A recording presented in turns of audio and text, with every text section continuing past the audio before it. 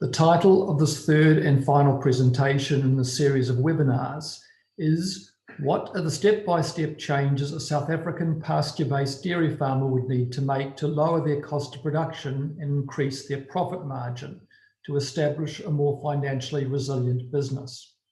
The subtext to my presentation is what are the challenges and opportunities when changing a production system and including a higher percentage of pasture in the diet. Once again, I would like to give a huge vote of thanks to Standard Bank and Barnbrook, who have been so supportive in making these webinars possible.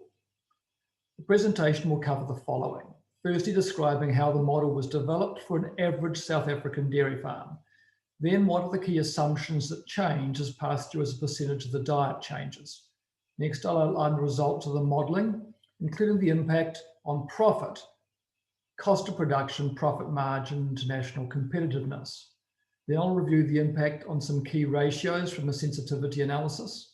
And finally, I'll outline what the business challenges would be when making these changes in production system. To develop the basis or assumptions of this modelling, I utilised the same data analysis that I utilised for my first webinar. The key outcomes of this analysis were described in full within my recently published paper, presently in press, titled Key Determinants of Profit for Pasture-Based Dairy Farmers, and in the additional unpublished addendum that compares all the published Australian data with the South African data. Both of these papers are presently available on the Red Sky website. Mark Neal, Dairy New Zealand's production systems specialist, and Gonzalo Tunon, a colleague of mine from Argentina, assisted me with the data analysis. This data analysis needed to be taken to a more granular level for this modelling exercise so that I could identify the impact of production system change on individual cost codes like animal health, breeding, electricity use, vehicle expenses, general repairs and maintenance, and even depreciation. However, firstly, I had to create a model of an average South African farm. I used the Red Sky benchmarks for South Africa as a base. This data was primarily gathered by the one consultancy group, Intellect, although there is some data that was collected independently.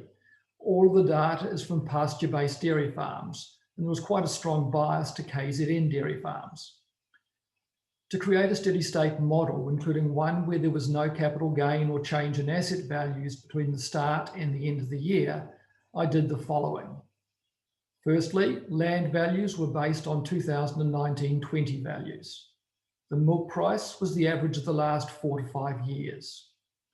Livestock values were based on an average of the last 2 to 3 years. All other commodity prices like concentrates, maize silage and other silages and hay, nitrogen and other maintenance fertilizers were based on an average of the past 4 to 5 years. Pasture harvest is based on an average of the last 4 years for both irrigated and dryland areas. And all other costs were based on an average of the last 1 to 2 years. All the relevant Red Sky reports for the entire modelling process are now available on the Red Sky website under featured presentations and papers. So I'd now like to run through the description of this nominally average farm I have created. This farm's production system has 41% pasture in the cow's diet and 59% supplement. The farm effective area used for milking is 134 hectares out of a total dairy farm area of 141 hectares. There is an additional 226 hectare support area, of which 208 hectares is effective, with this being owned and not leased. There are 603 cows in the herd, so this is milking and dry cows combined. This does make the farm 50 to 60% larger than the average for the industry, so please remember there are few, if any, economies of scale in dairy farming, so this doesn't provide any real advantage. The stocking rate across the effective milking area is 4,5 cows per hectare. There is some maize silage growing on the milking area, so if we divide the number of cows in herd by the effective pasture area, then the actual stocking rate is a little higher at 4,63 cows per hectare. Now, this nominal average farm has 80% of the area irrigated and 20% of the area is dryland.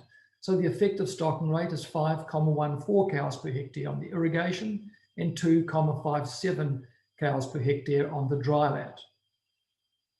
The average pasture harvest across the milking area is 11,3 tonne dry matter per hectare. This pasture harvest on the irrigated area is exactly twice that on the dry land area, with the pasture harvest being 12,6 tonne dry matter on the irrigation and 6,3 tonne dry matter on the dry land. The 11,3 tonne dry matter average pasture harvest is a result of the farm being 80% irrigated.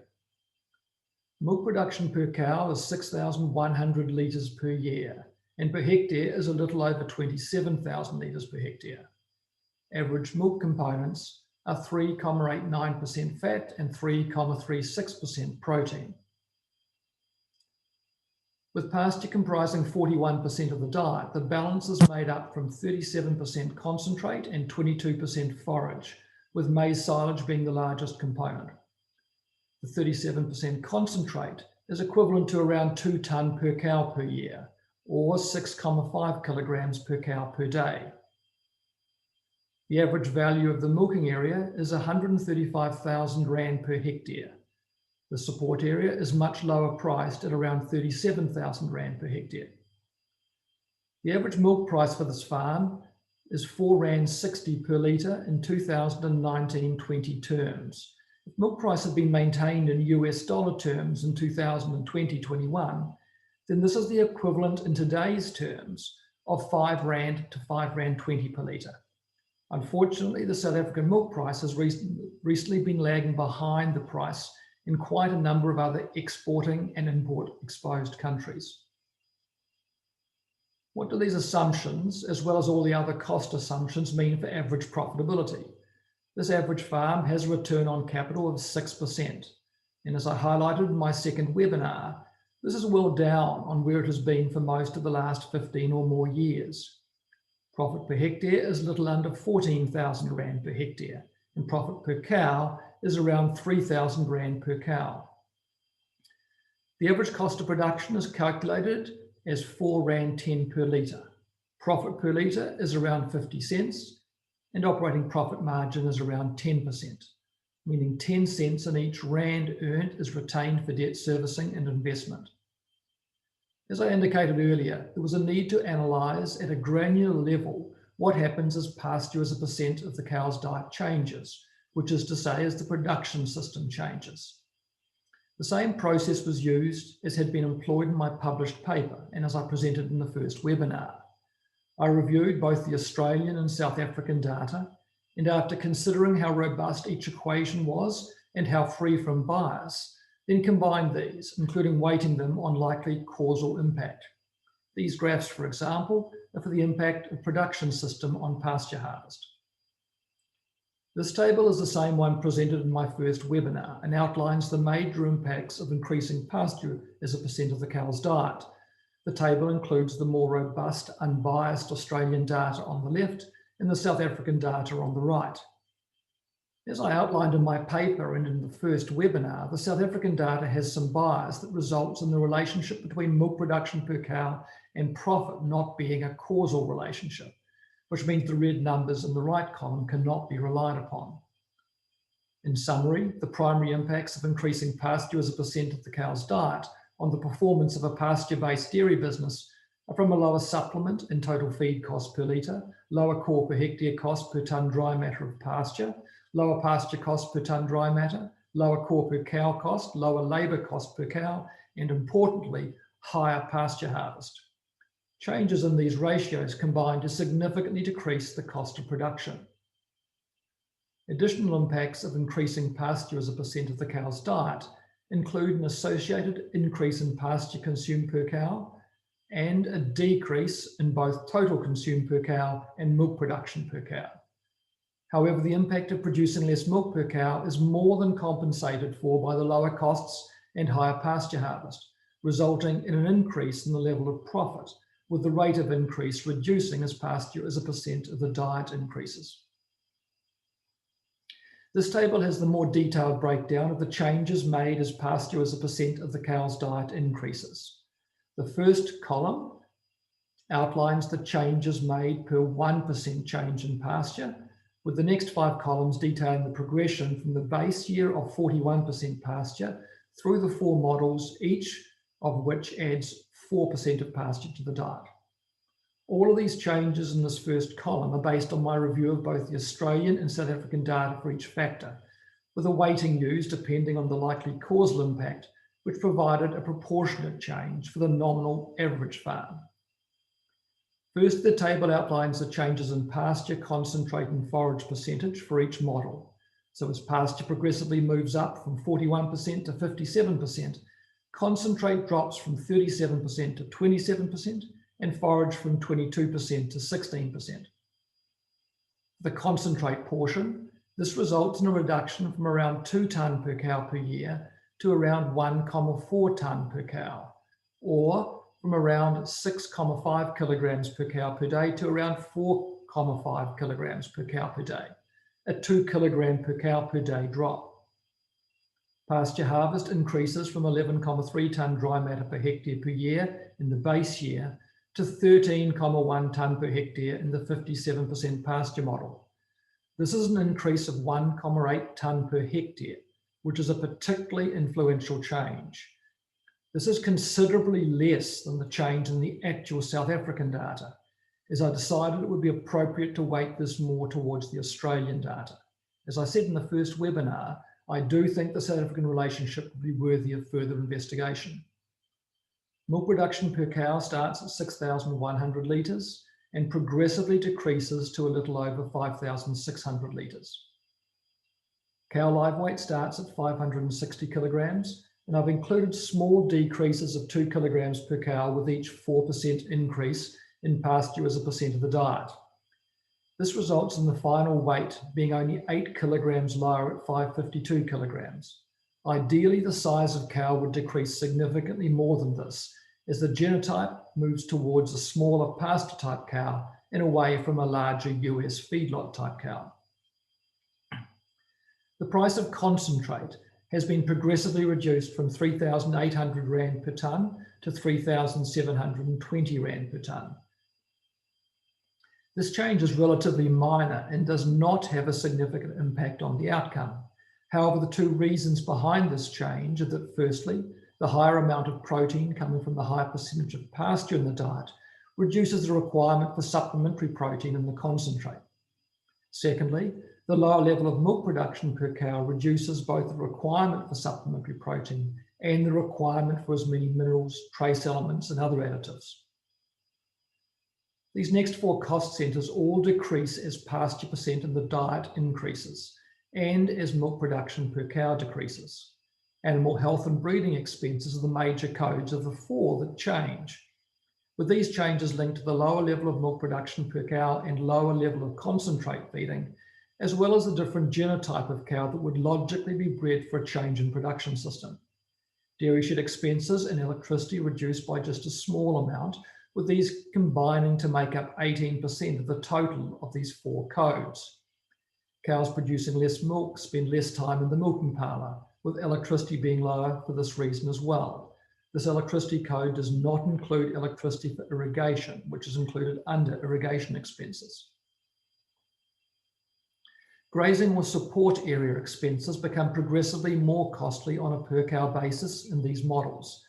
This is due to the same farm being retained. So the 226 hectare owned support land is retained, and there is an imputed lease cost associated with this.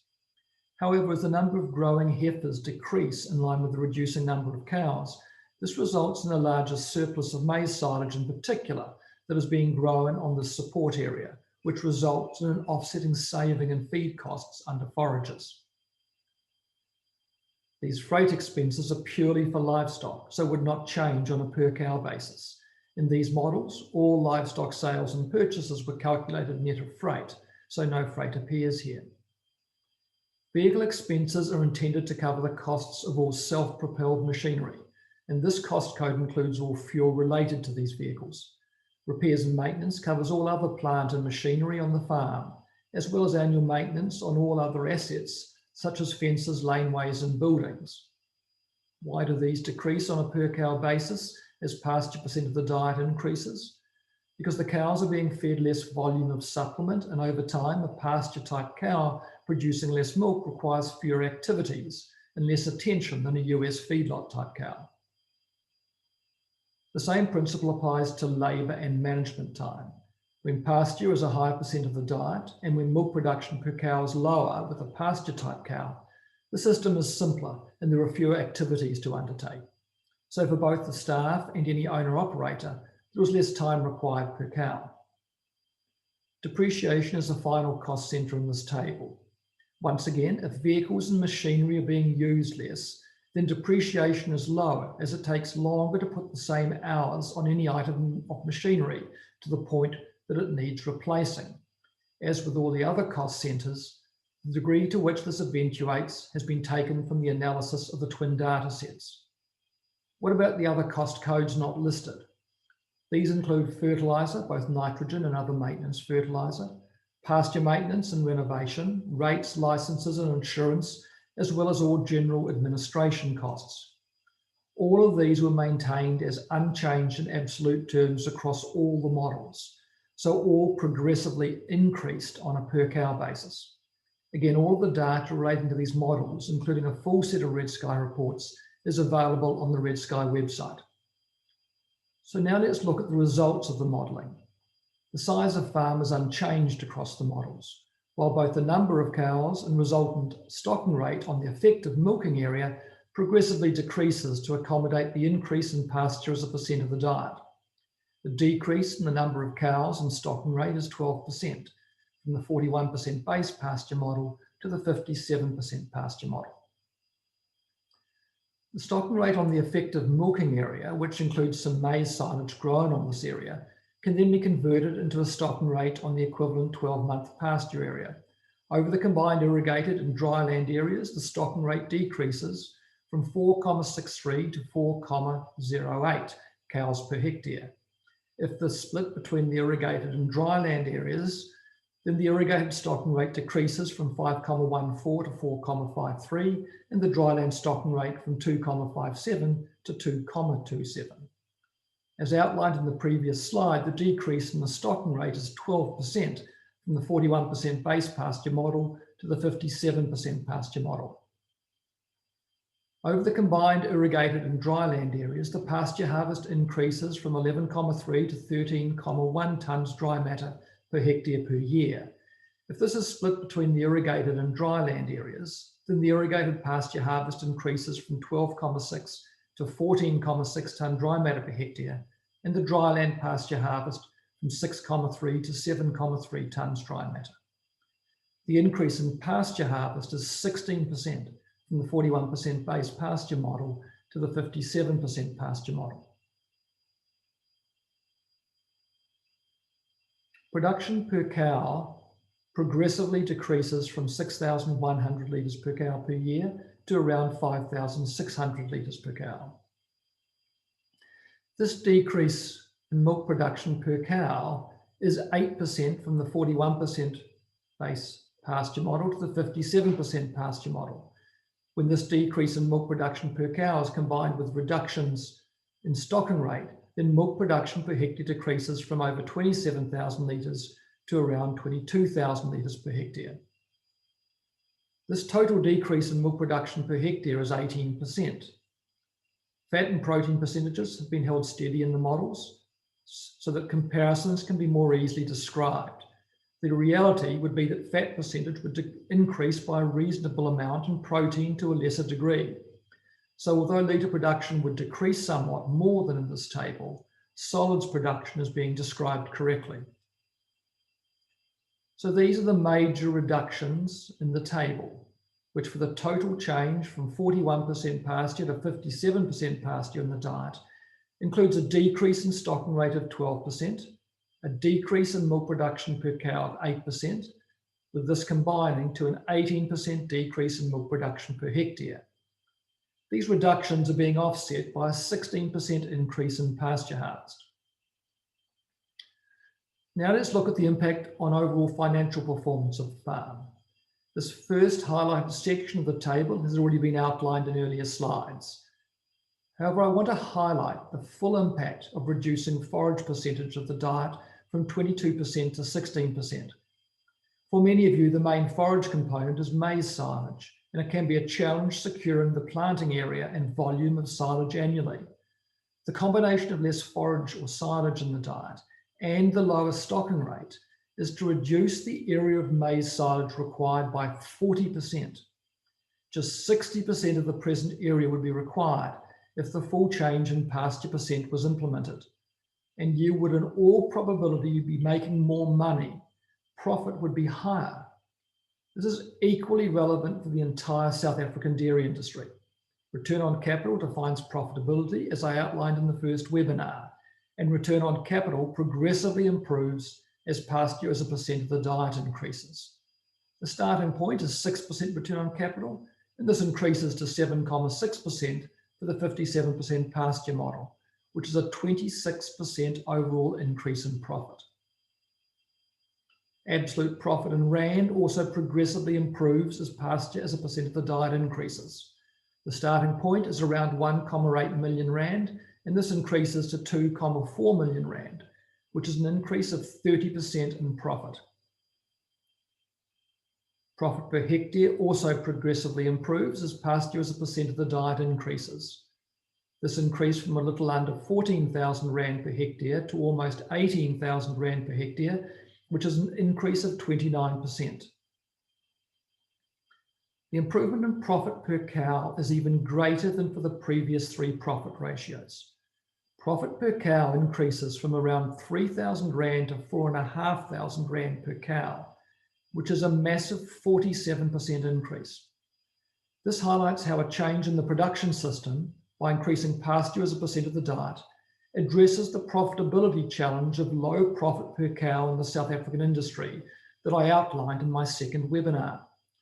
The issue of low cow profitability has been masked over the last 15 to 20 years by the overarching improvements in pasture harvest and profitability per hectare. What's the impact on cost of production? Well, this is progressively reduced from 4 Rand 10 per litre to 3 Rand 80 per litre. This 30 cent per litre decrease in cost of production equates to a 7% decrease from the 41% base pasture model to the 57% pasture model.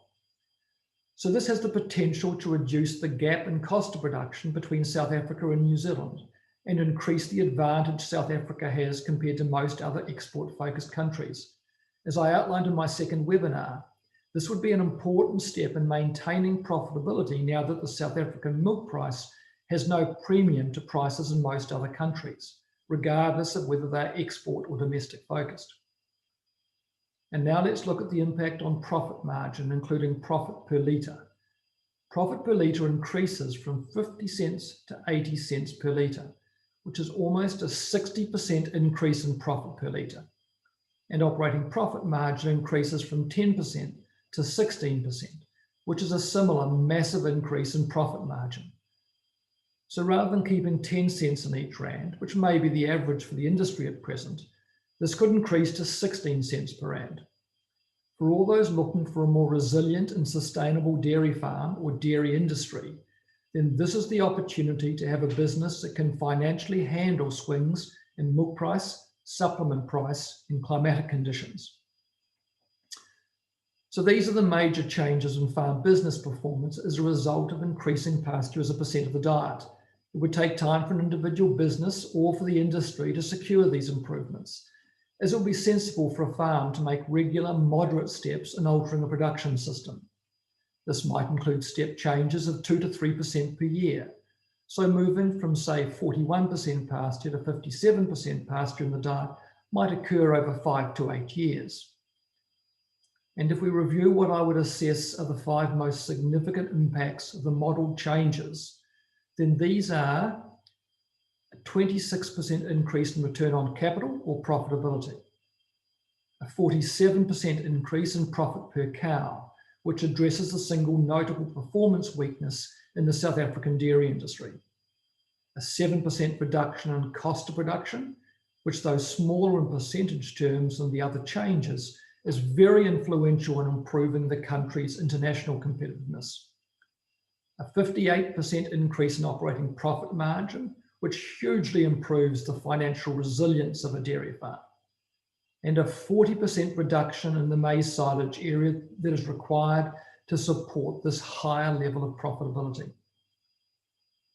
So I'm hoping many of you will be thinking that these results look pretty exciting, that you'd be wise to be thinking that it would be good to know how sensitive these results are to the key assumptions. Prior to embarking on any change to a production system or to any significant change in a dairy farm business, you should want to know that any perceived gains don't evaporate with, say, a change in commodity prices or the weather. For this analysis, there are 3 areas that have been analysed for sensitivity. The first of these is milk price, the second is concentrate price, and the third is seasonal climatic conditions and their impact on pasture harvest, silage or crop yields, and silage cost. This table shows the basis for the milk price sensitivity analysis. The top row of numbers outline the variation around the average or base price. The second row is the actual milk price used, which was the 2019-20 average price of £4.60 and the variations around this. All of this analysis was done in equivalent 2019-20 economic terms. However, to provide some perspective, £4.60 per litre in 2019-20 is the equivalent of around £5.10 in 2020-21 year-to-date terms, given the change in US dollar exchange rates. The very low price of £4 per litre in this study is the same as £4.50 now, and the very high price of £5.20 per litre in 2019-20 terms is now the equivalent of £5.70. This also highlights one of the comments I made in my second webinar relating to how the present milk price in South Africa is lagging behind the internationally traded value of milk. Now I've added to the table the basis for the concentrate price sensitivity analysis. Again, the top row of numbers outline the variation around the average or base price. And the second row is the actual concentrate price used, so 3,800 Rand per tonne, and the variations around this. Now I've added to the table the primary basis for the climatic sensitivity analysis. This includes the variation around the average or base pasture harvest, with this increasing or decreasing up to 1 tonne dry matter per hectare. This may not appear as much as many of you might expect. Though the data I've collected in multiple countries over many years would suggest this is reasonable, what is interesting is that the 1 tonne per hectare variation around the 11,3 tonne pasture harvest in this instance would be similar to what I would use if this was a dryland farm harvesting just 6 tonne dry matter, i.e. I would use a range of 5 to 7 tonne. So the sensitivity variance is much lower on a percentage basis on, say, a 10 to 12 tonne annual pasture harvest compared to a 5 to 7 tonne pasture harvest. Which, if you think about this, in most instances, to secure 10 to 12 tonne, then you need a consistent and reliable climate like in New Zealand, or supplemented irrigation like in many regions of South Africa and, say, Tasmania in Australia. Conversely, in dryland regions with hot, dry seasons, the absolute variation around a mean or average pasture harvest of, say, 6 tonne can often be greater than for the wetter region. Now I've added to the table an additional impact of climate that is included in the sensitivity analysis. Maize silage yields were also sensitised around a 14 tonne dry matter per hectare yield, with this increasing or decreasing up to 1 tonne dry matter per hectare. The cost assumption was that the total cost of these crops would be unchanged, so the effective price per tonne for the silage increases or decreases on this basis. And now I've added to the table a third impact of climate that was included in the sensitivity analysis. Concentrate price was sensitised around the 3,800 Rand per tonne value, with this increasing or decreasing up to 200 Rand per tonne. This assumption was based on 2 potential impacts. Firstly, with more or less pasture available, there would be a change in the requirement for added protein and potentially some other additives to the concentrate mix. The second, though lower impact, would be the increase or decrease in demand for concentrates by dairy farmers, which could have some impact on the market price. So this table summarised the assumptions used to complete the sensitivity analysis. I'm now going to work through the results of the sensitivity analysis, and many of the graphs will be in a similar form to this. All graphs have the models on the horizontal axis, with a base year of 41% pasture on the left and the 57% pasture in the diet model at far right. The results of the analysis under the base case is in black, with the sensitized results in the other colours. Firstly, let's review the sensitivity analysis in regards to milk price. This graph has return on capital on the vertical axis. There were 3 points to highlight from this graph. Firstly, the more obvious point, and that as milk price increases and with no other changes, the return on capital will be higher. Secondly, profitability does increase in all scenarios as pasture as a percent of the diet increases, regardless of milk price. And thirdly, the increase in profitability is greatest when milk price is low in red and least when milk price is high in green. This graph has again, the change in performance can be better highlighted in this graph.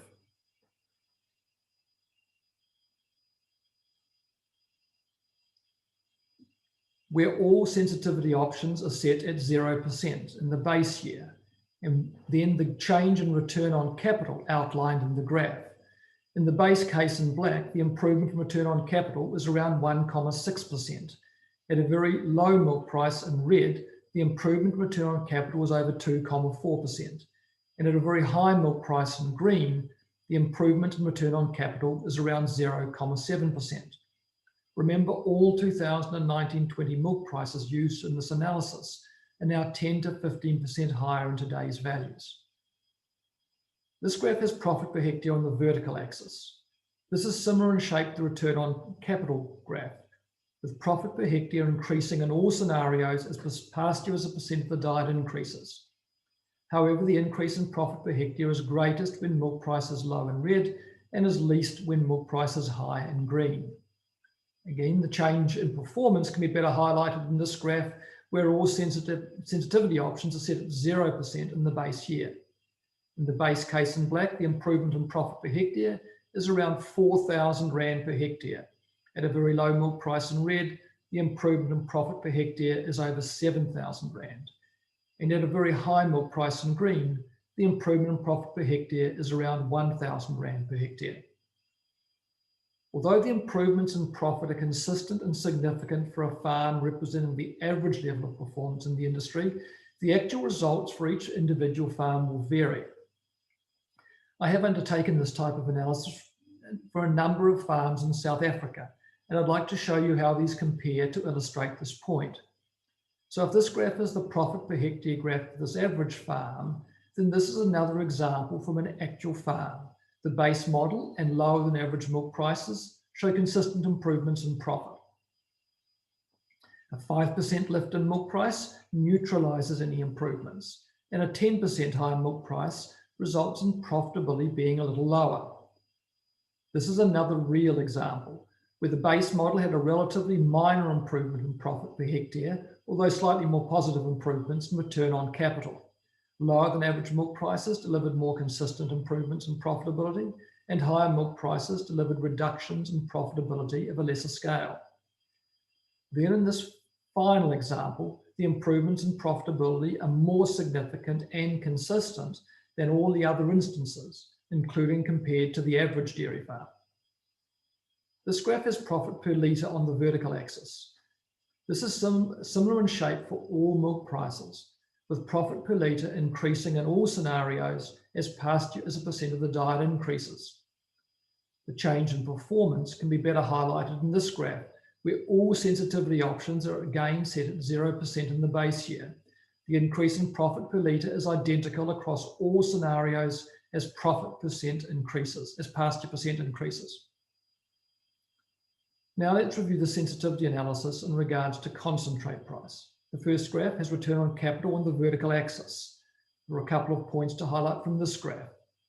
Firstly, profitability does increase in all scenarios as pasture as a percent of the diet increases, regardless of concentrate price. And secondly, the increase in profitability is greatest when concentrate price is high in red and is least when concentrate price is low in green, although the upward slope in the lines are more consistently positive than was the case with milk price. This graph has profit per hectare on the vertical axis. This is similar in shape to the return on capital graph, with profit per hectare increasing in all scenarios as pasture as a percent of the diet increases. However, the increase in profit per hectare is greatest when concentrate price is high in red and is least when concentrate price is low in green. Again, the change in performance can potentially be better highlighted when all sensitivity options are set at 0% in the base year. In this return on capital graph, the range of improvements are between 1,1% and 2,1%. In the second profit per hectare graph, the range of improvements are between 2,500 Rand and a little under 6,000 Rand per hectare. The increases in both these ratios are relatively consistent.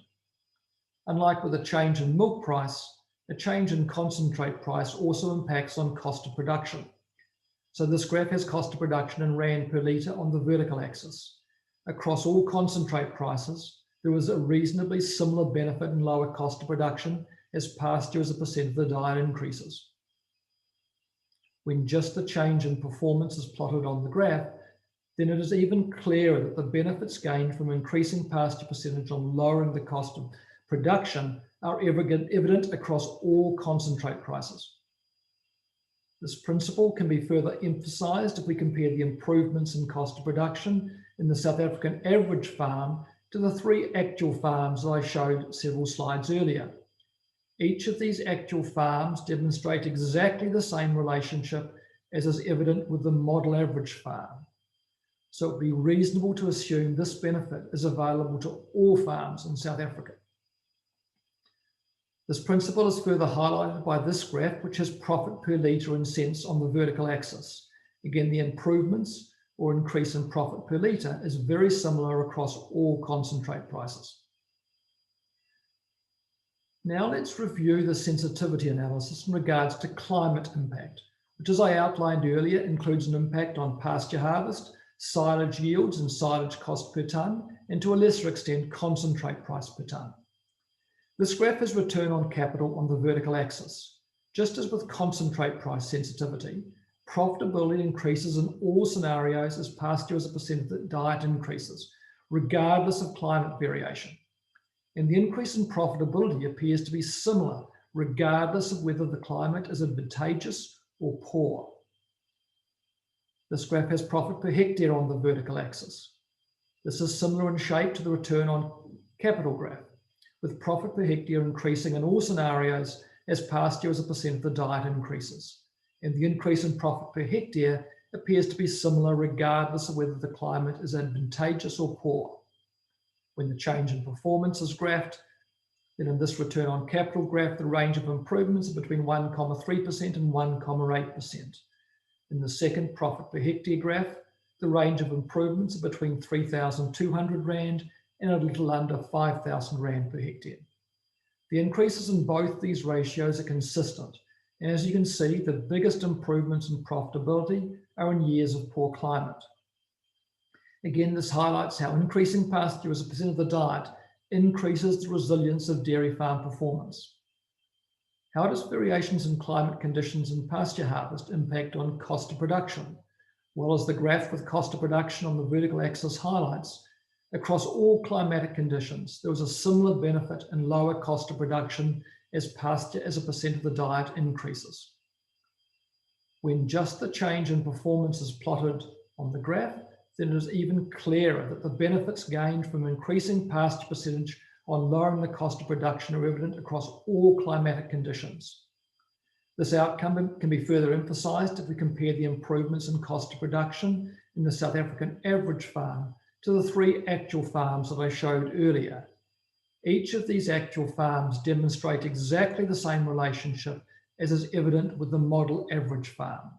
So it would be reasonable to assume this benefit is available to all farms in South Africa.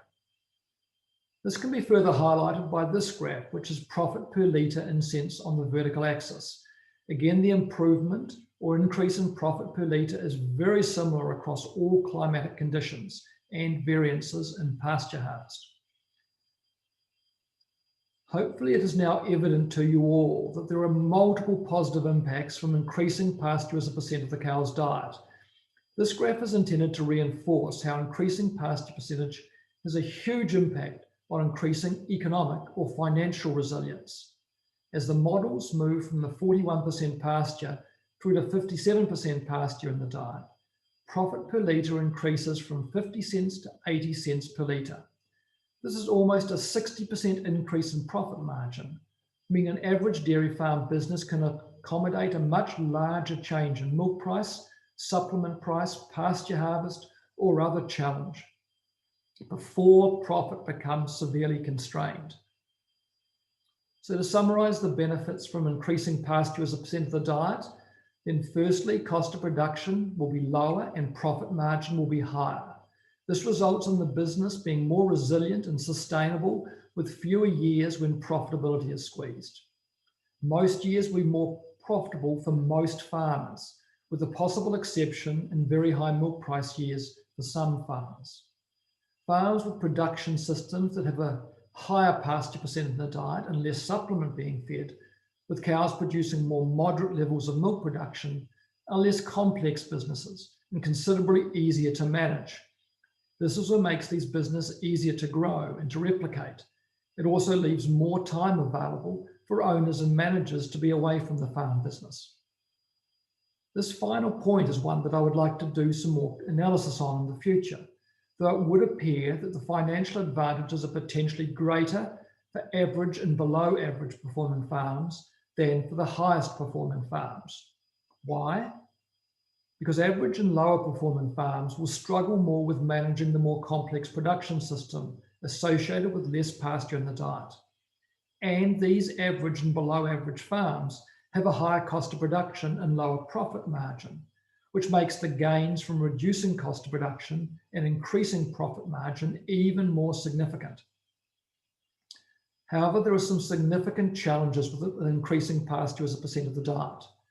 Firstly, there is the immediate impact of having total revenue decrease due to the fewer cows from the lower stocking rate and the lower milk production per cow. This is a certain outcome. Secondly, there is the question over whether an efficient level of cow performance can be maintained with lower amounts of concentrate being fed. Does the farm have a cow type that can function efficiently with a significantly higher percentage of pasture in the diet? This table is intended to highlight this potential challenge. This outlines the change in daily concentrate feeding rates if a 15% increase in pasture was targeted. So for instance, if a farm wanted to increase its present 40% of pasture in the diet to 55%, or say from 45% to 60% pasture. If the present feeding rate was 10 kilograms per cow per day, then this would need to drop to 6 kilograms, a reduction of 4 kilograms per cow per day. If the feeding rate was 8 kilograms per cow per day, then this would need to drop to around 5 kilograms, a reduction of almost 3 kilograms per cow. And if the present feeding rate was 6 kilograms per cow, then this would need to drop by 1,5 kgs to 4,5 kilograms per cow per day. Of course, as I said earlier, a change of this magnitude would quite likely occur over 5 to 8 years, with annual step changes of maybe 2 to 3% pasture percent in the diet. So this could provide an opportunity to change or adapt cow genotype as more and more pasture is added to the diet. What would I recommend as the step-by-step changes from a planning perspective? Certainly a lot of thought should go into managing the very significant transition challenges, as total revenue will certainly decrease, which makes it particularly important to harness or secure the cost benefits I have outlined. It would be advisable to develop multi-year budgets and cash flows running out 3 to 5 years potentially. This would allow you to confirm the likely physical and financial impacts and hopefully convince yourself that the prize of higher profitability is attainable. This would also allow you to identify the key outcomes or goals for each year of transition, including the number of cows in herd each year and the target for milk production per cow, both the annual and daily feeding rates of all supplements, and the breeding program required to match the cow traits with your developing production system. All of this planning would provide the basis for checking that the immediate cash flow impacts can be securely managed. Next, you would establish clear goals for all key members of your farm team so that you would have buy-in from them to these new objectives. And finally, you would establish a regular reporting schedule for monitoring and reviewing the results. Then it's time to get started. So what could this mean for the South African dairy industry if enough farmers decided to change their production system and increase the percent of pasture in the cow's diet? Firstly, it would improve the position of the industry compared to all other countries. This graph from my second webinar plots changes in pasture as a percent of the total diet. South Africa has a very low percent of pasture in the cow's diet, in fact, the lowest for this group of countries. I identified this as the Achilles heel of the industry and the greatest opportunity for improving profitability and profit margin. Once trend lines are included, it is evident that South Africa starts the period with the lowest percent of pasture in the diet and effectively now remains with the lowest percent of pasture in the group. However, if the industry increased the percent of pasture in the diet by 15%, then this would potentially put the country in a superior position to all bar New Zealand. This would also decrease the cost of production in South Africa and ensure only New Zealand and maybe Ireland are in a stronger position on this measure. This would also further enhance South Africa's position as a potential internationally competitive milk exporter. And this would also provide the opportunity for much higher growth in national milk production due to the higher levels of profit and higher profit margins, which would result in more resilient dairy businesses. Initially, a higher growth rate in individual farms' milk production may be required to compensate for the initial impact of lower stocking rates and lower levels of milk production per cow. Then, if the exporting of milk products was possible, this could be the springboard for continuing high levels of growth in milk supply in the future. This graph from my second webinar plots changes in cost of production, with South Africa in green moving from having the second highest cost of production after the US in the early period to having the second lowest cost of production after New Zealand in the later period. Once trend lines are added, it is clearer how good the performance of South African farmers has been. However, if further decreases in cost of production could be secured, then South Africa would close the gap with New Zealand and significantly increase the advantage it has compared to the other countries. All of this adds up to the South African industry putting itself in the position to create significant additional wealth through higher land prices based on more productive and profitable land and from the development of larger, more valuable businesses. This graph from my second webinar outlines the economic cost of production, calculated by adding a cost of capital to the accounting cost of production. Possibly the most notable feature of this graph is how similar it is to the milk price graph. Notably, South Africa has moved from having the second highest economic cost of production after the US in the early period to having arguably the lowest cost of production in the later period. When the trend lines were added, South Africa's excellent position is further highlighted. And if further reductions in economic cost of production could be secured, then South African dairy farmers really should be able to build larger and stronger businesses and generate significant additional wealth. So in summary, a change in South Africa's production system through an increase in the percentage of pasture in the diet would provide a huge opportunity to lower the cost of production for most farmers and improve the industry's financial resilience and sustainability. This change in production system would require careful and comprehensive planning to address the challenges from these changes. However, this creates an opportunity for the dairy industry to compete with all countries on the world stage and offers the opportunity for both industry and individual business growth, plus substantial additional wealth creation. So I'd like to know what's stopping you. Thank you for all attending this webinar and for many of you attending the earlier webinars. And a final vote of thanks to Standard Bank and Berenbroek for making these webinars possible.